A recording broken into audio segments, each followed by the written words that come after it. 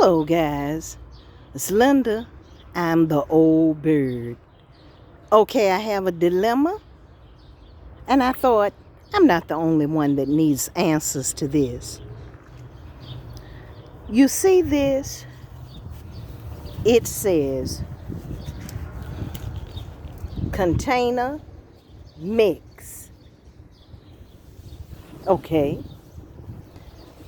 Next to it, it says, it's upside down, but you see it. It says potting mix. What is the difference between container and potting? Wait a minute. And should you get it from your area? You see this?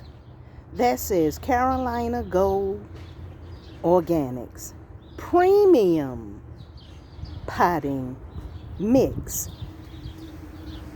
Proudly crafted in the Carolinas. And you see that? That's North Carolina and that's South Carolina. Okay, which one should I get for my container garden? Let me know what you think.